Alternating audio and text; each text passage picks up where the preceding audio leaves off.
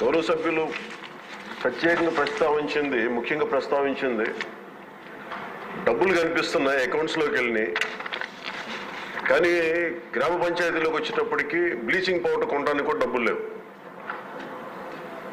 ఇది సత్యం అధ్యక్ష. ఇది ఏమైపోయిందంటే కరిమింగిన వెలగపండులా అయిపోయింది. డబ్బులు కనిపిస్తున్నాయి, ట్రాన్సాక్షన్ కనిపిస్తున్నాయి అకౌంట్స్లో, కానీ నిధులు డ్రా చేయడానికి లేదు. దీని మీద ప్రత్యేకించి ఇది ఒక క్వశ్చన్ వల్ల కాదు అధ్యక్ష. దీని మీద గౌరవ సభ్యులందరికీ కూడా నేను తెలియజేసుకునేది, దీని మీద ప్రత్యేకించి ఒక 4-5 గంటల సెషన్ జరగాలి అధ్యక్ష.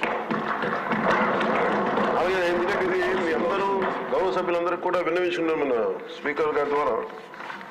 ఇది చాలా లోతుగా అధ్యయనం జరగాలి. దీని మీద ఖచ్చితంగా ఒక వైట్ పేపర్ కూడా తీసుకురావాలని మనస్ఫూర్తిగా కోరుకున్నాం. ఆ ప్రయత్నంలో ఉన్నాం గౌరవ సభ్యులందరూ తెలియజేస్తున్నాం అధ్యక్షుల ద్వారా. సో 2019 నుండి 24 ఇప్పటి దాకా 15th ఫైనాన్స్ కమిషన్ సంబంధించినంత వరకు 5,251 కోట్లు గ్రామ పంచాయతీల అకౌంట్లో పడ్డాయి. అలాగే 14వ ఫైనాన్స్ కమిషన్ సంబంధించి 2,336 కోట్లు అకౌంట్లో పడ్డాయి సార్. టోటల్గా 7,587 కోట్లు పడ్డాయి. కానీ అందులో 2,285 కోట్లు కరెంటు ఛార్జీల కొరకు ఏపీ డిస్కాం వారికి ఆర్థిక శాఖ పంపించేసింది. దీనికి గౌరవ సభ్యులు అడిగారు, దీనికి ఎవరు అనుమతి తీసుకున్నారని. ఎవరు అనుమతి తీసుకోలేదు, వాళ్ళ ఇష్టారాజ్యం, వాళ్ళు తీసేసుకున్నారు. అడిగేవాళ్ళు ఎవరు లేరు, సో వాళ్ళు తీసేసుకున్నారు. ఇది నేను రివ్యూలు చేస్తా ఉంటే అసలు ఇంకా మీరు అడుగుతున్నాయి చాలా తక్కువ. నాకు లోపల నుంచి ఒక చీమల దండులో వస్తున్నాయి సందేహాలు.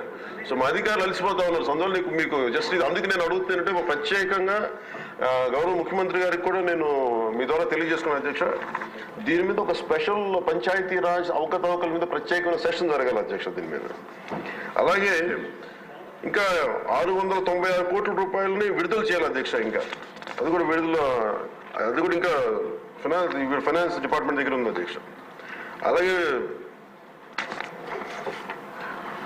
రవికుమార్ గారు అడిగిన ఇంకొక ప్రశ్న అధ్యక్ష, ఈ పాపులేషన్ ప్రకారం కేటాయించాలి కదా అంటే కేంద్రం వ్యత్యాసాల గురించి అడిగారు అధ్యక్ష. కేంద్రం కేటాయించిన నిధులు ప్రతి సంవత్సరానికి మారుతూ ఉంటాయి అధ్యక్ష. తదనుగుణంగా నిధుల కేటాయింపులు కూడా జరిగాయి. నిధులు విడుదల కాబట్టి అధ్యక్ష దీంట్లో ఇంకా సంతృప్తికరంగా ఉండకపోవచ్చు సమాధానం. Will take it into consideration sir. Will give a detail answer in fourth coming session sir.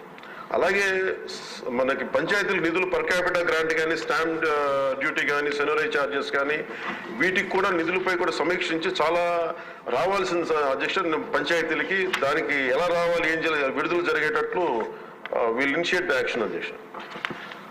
అలాగే ముఖ్యంగా ఈ వాటర్ బోర్న్ ఈ వ్యాధులన్నీ వస్తున్నాయి నీటి ద్వారా, దీనికి స్పెషల్ డ్రైవ్ కండక్ట్ చేస్తాం అధ్యక్ష. విల్ టేక్ ఇట్ ఫార్వర్డ్ అధ్యక్ష. సో ముఖ్యంగా నిన్న గౌరవ సభ్యుల దృష్టికి తీసుకొస్తున్నాను అధ్యక్ష. ఈ డిలే అంటే ఈ ఆలస్యం ఎందుకు జరిగింది అసలు మీరు కొంచెం అంటే నిన్న రివ్యూ చేస్తున్నప్పుడు అధ్యక్ష టోటల్గా లోకల్ బాడీస్ సంబంధించి రివ్యూ చేసాం అధ్యక్ష. ఈ పంచాయతీలది దాంట్లో ఉండిపోయింది.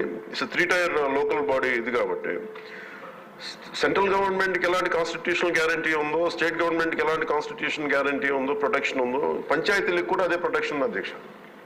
అక్కడ జాతిపిత మహాత్మా గాంధీ గారి ఫోటో పెట్టుకుని గ్రామ స్వరాజ్యం కోసం తపన పడి మనందరం కూడా ఈరోజు నలుగుతా ఉన్నాం. కాకపోతే గత ప్రభుత్వం చేసిన తప్పులు ఎలా ఉన్నాయంటే అధ్యక్ష మొత్తం వదిలేశారు అధ్యక్ష.